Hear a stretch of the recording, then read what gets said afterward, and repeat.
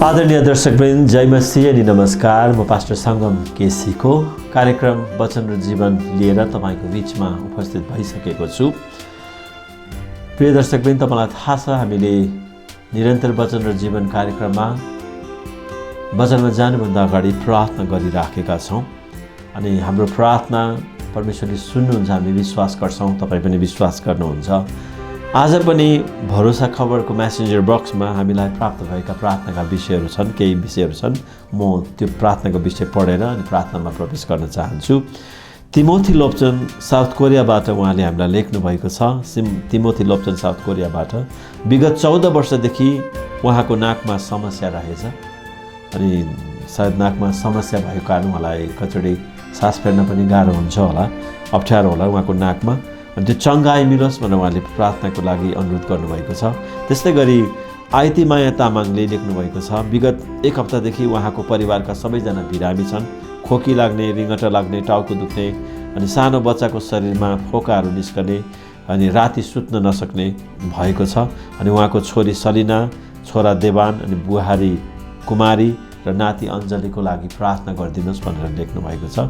अनि मलाई पर्सनल मेरो मेसेन्जरमा आएको चाहिँ प्रिस्का गुरुङ भन्ने एकजना बहिनीले, उहाँ चाहिँ विदेशमा फर्दर स्टडीको लागि ट्राई गर्दै हुनुहुन्छ परदेशमा जानुलाई, तर अहिले उहाँ चिन्तित हुनुहुन्छ फेरि लकडाउन भयो भने कसरी जाने, के गरी जाने, कति कुराहरू उहाँले प्रोसेस गर्नुभएको, बाहिर जाने, पढ्ने उहाँको इच्छा छ।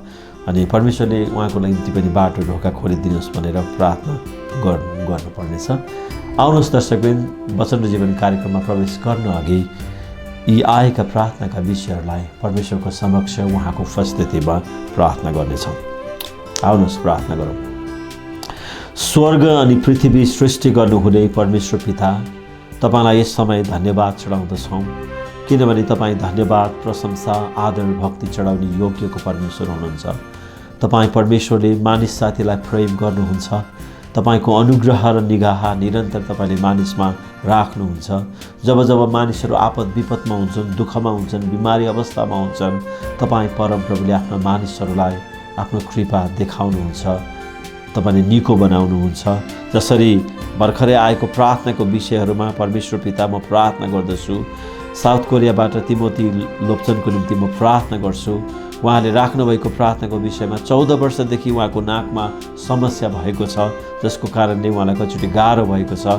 प्रभु, त्यो नाकमा के प्रकारको समस्या हो, कुन प्रकारले निको हुनुपर्ने हो, तपाईँ परमेश्वर सबै कुरा जान्नुहुन्छ र उहाँको त्यो नाकमा भएका समस्याहरूलाई, त्यो दुखाइहरूमा, त्यो सास फेर्दाखेरि गाह्रो हुने अप्ठ्यारो परिस्थितिमा तपाईँ परमेश्वरले चङ्गाइदिनुहोस् र प्रभु तपाईँ परमेश्वरको अनुग्रह उहाँमाथि रहोस्। त्यसै गरी आइती माया तामाङको निम्ति उहाँले राख्नुभएको प्रार्थना अनुसार प्रभु, जसरी 1 हप्तादेखि परिवारका सबैजना बिरामी छन्, खोकी लाग्ने, रिङ्गटा लाग्ने, टाउको दुख्ने अनि उहाँको सानो बच्चाको शरीरमा पानीको फोकाहरू निस्कने र त्यो बच्चा राति सुत्न नसक्ने अवस्थामा छ। अनि छोरी सलिना, छोरा देवान र उहाँको बुहारी कुमारी अनि नाति अञ्जलीको निम्ति म प्रार्थना गर्दछु। प्रभु परमेश्वर, तपाईँ परमेश्वरले साँच्चै नै आइतीमाया तामाङको परिवारलाई निगाह गर्नुहोस्, अनुग्रह गर्नुहोस्। यो बिमारी अवस्थामा तपाईँको हात राखेर चङ्गाइदिनुहोस्। खाएका दबाई पानीहरूमा पनि तपाईँ परमेश्वरले आशिष दिनुहोस् भनेर मेरो प्रार्थना छ। तपाईँ त निको पार्ने प्रभु, तपाईँ त चङ्गाइदिने प्रभु, तपाईँ येशू जाति तुल्याउनु हुने परमेश्वरको पुत्र हुनुहुन्छ। त्यस्तै गरिकन म प्रार्थना गर्छु प्रिस्का गुरुङको निम्ति, जसले प्रभु विदेश जाने अनि फर्दर स्टडीको लागि विदेश जाने योजना गर्नुभएको छ लामो समयदेखि। उहाँको त्यो योजनाहरू पुरा हुन सकेको छैन। यसपालि चाहिँ होला जस्तो हुँदै गर्दा फेरि लकडाउन हुने हो कि फेरि यो कोरोना ओमिक्रोनको कारण कति कुराहरू बन्द हुने हो कि उहाँ चिन्तित हुनुहुन्छ। तपाईँ परमेश्वरको योजना प्रिस्काको जीवनमा के छ प्रभु, तपाईँ जान्नुहुन्छ। तपाईँ परमेश्वर आफैले नै प्रभु तपाईँको छोरीको प्रार्थना सुनिदिनुहोस्। अनि प्रभु, कति व्यक्तिहरूले प्रार्थना राख्न चाहेर पनि राख्न सक्नु भएको छैन, उहाँहरूलाई तपाईँले आशिष दिनुहोस्। जति मानिसहरू शरीरमा, आत्मामा दुःखमा छन्, अप्ठ्यारो परिस्थितिमा छन्, गाह्रो अवस्थामा छन्, बिरामी अवस्थामा छन्, परमेश्वर म प्रार्थना गर्दछु हरेकलाई तपाईँको अनुग्रहको हातले, चङ्गाइको हातले छुनुहोस्, निको बनाउनुहोस्, यही मेरो प्रार्थना छ। प्रभु धन्यवाद, जति पनि प्रार्थना हामीले गरेका छौँ तपाईँ हाम्रो प्रार्थना सुन्नुहुन्छ। तपाईँ येशू जस्तै आफ्नो शरीर क्रुसमा दिनुभयो, तपाईँले बगाउनु भएको रगतको शक्तिमा प्रभु छुटकारा दिनुहोस्, चङ्गाई दिनुहोस्, निको पार्नुहोस् भनेर मेरो प्रार्थना छ। यी तपाईँका छोरीहरूलाई तपाईँ परमेश्वरले आशिष दिनुहोस्। धन्यवाद यीशु प्रभुको नाम, आमेन। प्रिय दर्शकवृन्द, अब वचन र जीवन कार्यक्रममा सिधै वचनमा प्रवेश गर्न चाहन्छु। आज मैले वचनको शीर्षक बनाएको छु, वचन अध्ययन गर्न र मनन गर्न आफैलाई परमेश्वर कहाँ समर्पण गरौँ। वचन अध्ययन गर्न र मनन गर्न आफैलाई परमेश्वर कहाँ समर्पण गरौँ। आज मैले परमेश्वरको वचन पुरानो करारबाट इजराको पुस्तक 7 अध्यायको 10 पद सुरुमा लिएको छु। इजराको पुस्तक 7 अध्यायको 10 पद लिएको छु, जहाँ यसरी लेखिएको छ, किनकि इजराले परमप्रभुको व्यवस्था अध्ययन गर्न र पालन गर्न र इस्राएलमा धर्मविधि र धार्मिक शिक्षा सिकाउन आफैलाई समर्पण गरेका थिए। म फेरि पढ्छु प्रिय दर्शकवृन्द, किनकि इजराले परमप्रभुको व्यवस्था अध्ययन गर्न र पालन गर्न र इस्राएलमा धर्मविधि र धार्मिक शिक्षा सिकाउन आफैलाई समर्पण गरेका थिए। मैले अगाडि नै वचनको शीर्षक भनिसकेको छु प्रिय दर्शकवृन्द। वचन अध्ययन गर्न, त्यो वचन चाहिँ कसको? परमेश्वरको वचन अध्ययन र मनन गर्न आफैलाई परमेश्वर कहाँ समर्पण गरौँ। दर्शकवृन्द, मैले यो कुरा तपाईँको अगाडि आज किन भन्न चाहेँ भनेदेखि हामीसँग प्रशस्त समय छ। हामी काममा, हाम्रो पढाइमा, विभिन्न व्यवसायमा हामी व्यस्त छौँ। संसारमा जिउनुपर्छ। कतिचोटि हामी आफै हाम्रा परिवारप्रतिको जिम्मेवारी हामीसँग छ। हामीले मेहनत गर्नुपर्छ, परिश्रम गर्नुपर्छ, कमाउने ठाउँहरू छन् अनि व्यस्त हुने ठाउँहरू हामीसँग छ। हामी व्यवसाय गर्छौँ, त्यो एकदमै राम्रो कुराहरू हो। तर एउटा इसाईले, एउटा क्रिस्चियनले, परमेश्वरलाई चिनेको उहाँको छोरा अनि छोरीले यदि परमप्रभुको वचन अध्ययन गर्दैन, मनन गर्दैन र परमेश्वरको वचनबाट सिक्न चाहँदैन, परमेश्वरको वचनको आशिषमा रमाउन चाहँदैन, अर्थात् परमेश्वरको वचन अध्ययन र मनन गर्नलाई आफैलाई परमेश्वर कहाँ समर्पण गर्दैन भनेदेखि उसले न त परमेश्वरको वचन सही प्रकारले सिक्न सक्छ, न मनन गर्न सक्छ, न त परमेश्वरको वचनमा ऊ डुबुल्की मार्न नै सक्छ। मैले इजराको कुरा किन ल्याएँ भन्दाखेरि त्यति बेलाको समयमा इजराको पालामा इजरा चाहिँ शास्त्री थिए, पुजारी थिए, परमेश्वरको वचनमा पोख्त व्यक्ति थिए र उनी परमेश्वरको वचनबाट अरूलाई शिक्षा दिने, सिकाउने व्यक्ति थिए। अनि उनी पुजारीको रूपमा पनि उनले सेवा गरे इस्राएलमा। तपाईँलाई थाहा छ उनको जीवनमा परमेश्वरले अचम्मको काम गर्नुभएको छ। परमेश्वरको वचन सिक्न, सिकाउन र परमेश्वरको वचन पालना गर्न उनले कति पनि कन्जुसाइ गरेनन्। अनि त्यसै कारण इजराको पुस्तक 7 अध्यायको 10 मा लेखिएको छ।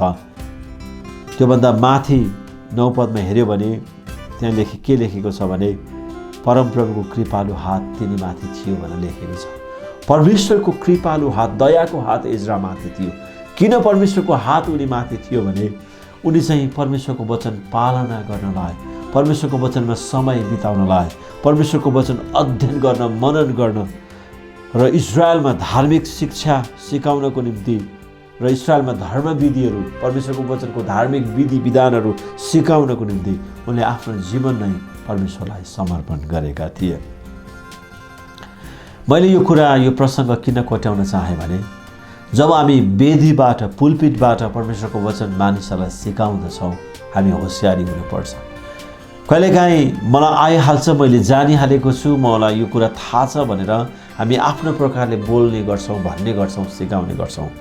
तर बिना तयारी, यदि हामीले तयारी गर्दैनौँ, यदि परमेश्वरको वचनको निम्ति हाम्रो जीवन अरूलाई सिकाउनको निम्ति हामी आफैलाई परमेश्वरको वेदीमा समर्पण गर्दैनौँ र त्यो इच्छा, त्यो चाहना हामीले राख्दैनौँ भनेदेखि हामीले मानिसहरूलाई सिकाउने वचन चाहिँ बेअर्थको हुन्छ।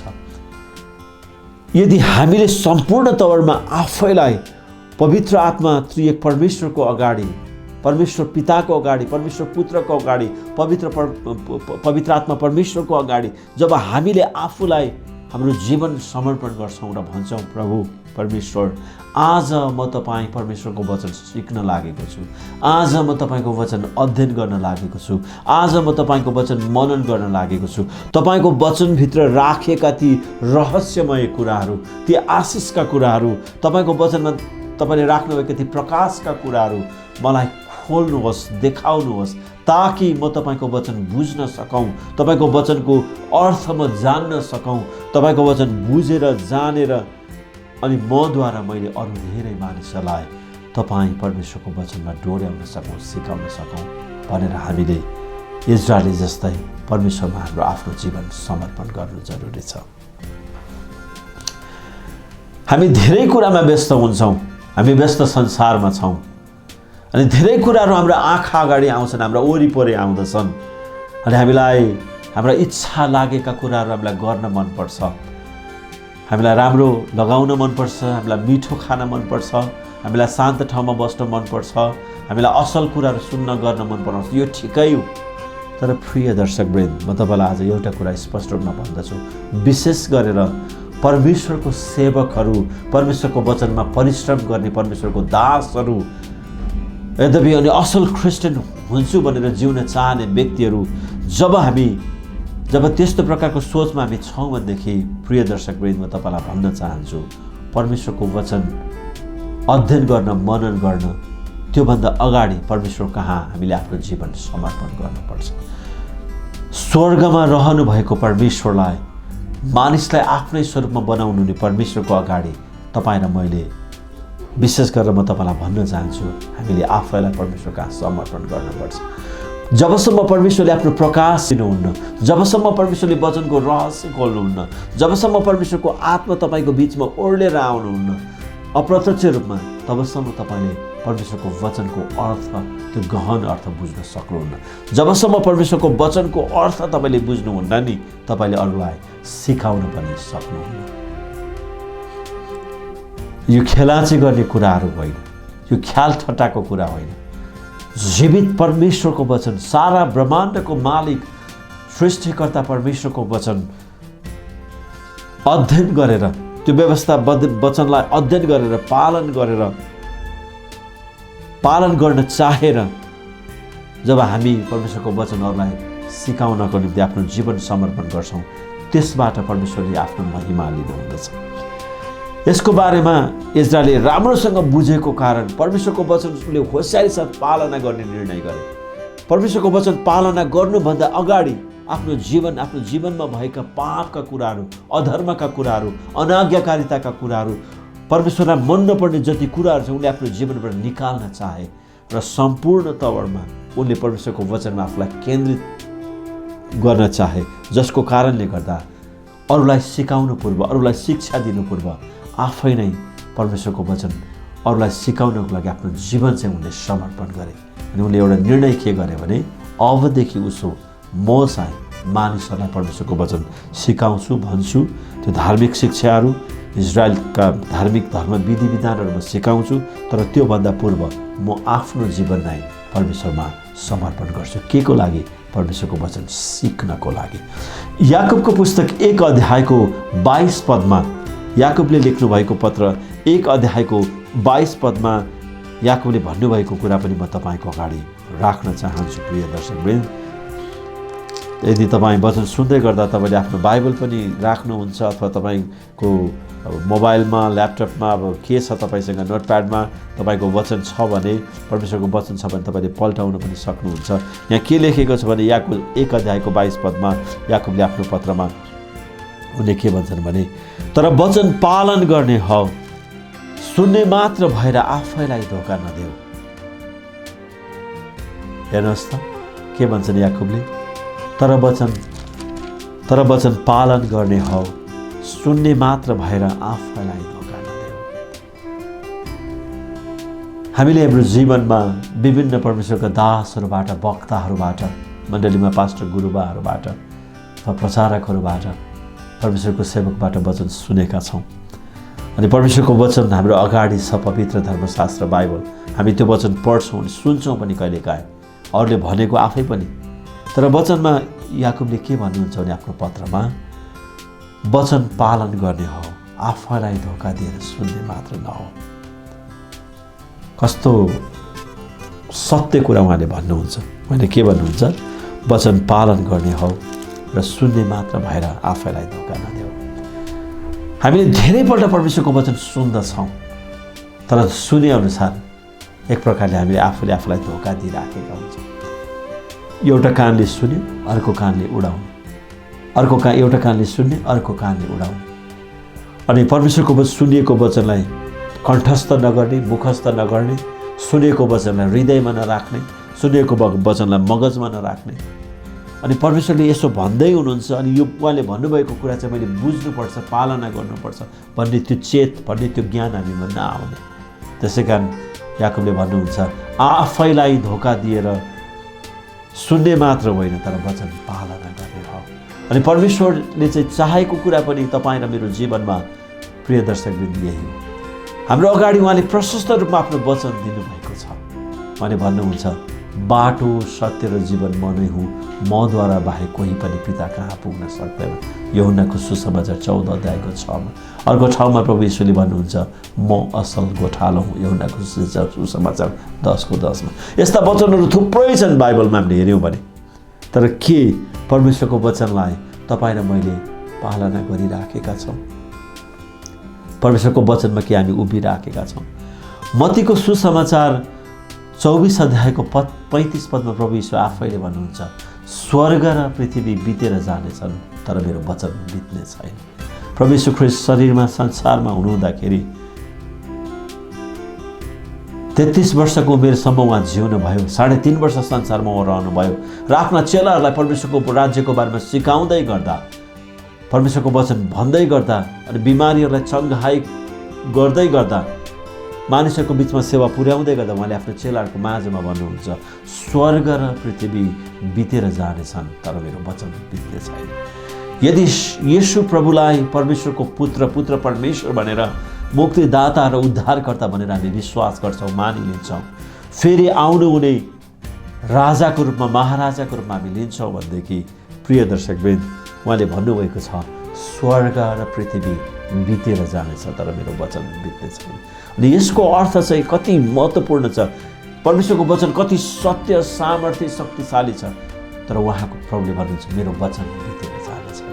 यदि उहाँ नबित्ने त्यो वचन, टलेर नजाने त्यो वचनमा हामी विश्वास गर्छौँ भनेदेखि परमेश्वरको वचन सिक्नको निम्ति त्यो चाहना, त्यो अभिलाषा, त्यो इच्छा हामीले जगाउन पर्यो। परमेश्वरको वचन अध्ययन गर्न, मनन गर्न तपाईँ र मैले व्यक्तिगत हिसाबमा, व्यक्तिगत तौरमा आफैलाई प्रभु यीशु कहाँ सुम्पनुपर्छ र परमेश्वर कहाँ समर्पण गर्नुपर्छ र भन्नुपर्छ, परमेश्वर आज म तपाईँको वचन सिक्न लागेको छु, अध्ययन गर्न लागेको छु, मनन गर्न लागेको छु र यो वचन मैले सिक्दै गर्दा, अध्ययन गर्दै गर्दा, मनन गर्दै गर्दा तपाईँको आत्माले मलाई अभिषेक गर्नुहोस्, तपाईँको पवित्र आत्माले मलाई सिकाउनुहोस् प्रभु, ताकि म मेरो जीवन तपाईँको वचन पालना गर्नको निम्ति आफूलाई समर्पण गर्न सकौँ र मैले आफूलाई तपाईँमा समर्पण गरिसकेपछि म तपाईँको वचन अरू मानिसहरूको बिचमा सिकाउन सकौँ, भन्न सकौँ र तपाईँको सत्य वचन मानिसको हृदयमा पसोस्, मानिसको दिमागमा पसोस् र मानिसको परिवारमा, जीवनमा पसोस्, ताकि उसले जीवनभर तपाईँ परमेश्वरको सत्य वचनको पालना गरोस् र तपाईँको वचनमा उसले जीवन भेटोस्। यसरी हामीले प्रार्थना गर्नु जरुरी छ। अन्तमा म तपाईँलाई यही भन्न चाहन्छु प्रिय दर्शकवृन्द, 2022 साल सुरु भइसकेको छ। आज जनवरी महिना 9 तारिक आइतबारको दिन हामी छौँ प्रिय दर्शकवृन्द। 2022 सालमा समय बितेर गएको हामीलाई थाहा हुँदैन। यस्ता सालहरू आउँछन्, जान्छन्, बितेर जान्छन्। हाम्रो शिरको कपाल, हाम्रो केस पनि फुल्न थाल्छ, हाम्रा घुँडाको बल शक्तिहरू कमजोर हुँदै जान्छन्, हाम्रा आँखाहरू धमिलो हुनेछन्। अनि यो अवस्थामा नै जब परमेश्वरले हामीलाई स्वस्थ राख्नु भएको छ, हामी आँखाले छर्लङ्ग देख्न सक्छौँ, हामी मुखले बोल्न सक्छौँ, हामी कानले सुन्न सक्छौँ। यो सुन्ने श्रवण शक्ति भएको बेलामा, आँखा नयनले देख्न सक्ने अवस्थामा, यो मुखले बोल्न सक्ने, स्पष्ट रूपमा बोल्ने अवस्थामा हामीले परमेश्वरको वचन बोल्ने, सुन्ने, मनन गर्ने, हृदयमा राख्ने हामीले प्रण गर्नुपर्छ। किनभने मैले फेरि पनि आज भन्न चाहेँ, पटक पटक भनिराखेको छु, परमेश्वरले सम्पूर्ण आशिष उहाँको वचनमा नै राख्नु भएको छ। अनि परमेश्वरले तपाईँलाई निरन्तर उहाँको वचनमा जिउनको निम्ति, उहाँको वचन अरूलाई सिकाउनु पूर्व आफैलाई परमेश्वर कहाँ समर्पण गर्नको निम्ति र परमेश्वरको इच्छामा जिउनको निम्ति परमेश्वरले तपाईँलाई अनुग्रह गर्नुभएको होस्। म फेरि पनि भन्छु, वचन अध्ययन र मनन गर्न आफैलाई परमेश्वर कहाँ समर्पण गरौँ। हामी आफूले आफैलाई नै परमेश्वरको वेदीमा समर्पण गरौँ, ताकि परमेश्वरको आत्माले हामीलाई त्यो प्रकाश दिनुभएको होस्, उहाँको वचन बुझ्ने, उहाँको वचनको रहस्यहरू जान्ने अनि त्यो वचनअनुसार जिउनलाई परमेश्वरले अनुग्रह गर्नुभएको होस्, शक्ति सामर्थ्य दिनुभएको होस्। अन्तमा म तपाईँलाई यही भन्न चाहन्छु, परमेश्वरले उहाँको वचनमा तपाईँलाई प्रशस्त आशिष दिनुभएको होस्। हवस् त दर्शकवृन्द, समयले बिदा मागिसकेको छ, तपाईँबाट बिदा भएर जाने समय आएको छ।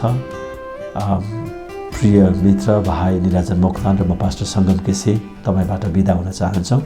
अर्को हप्ता आइतबार बिहान फेरि भेट्ने बाचाका साथ आजलाई आज्ञा दिनुहोस्। जय मसीह अनि नमस्कार।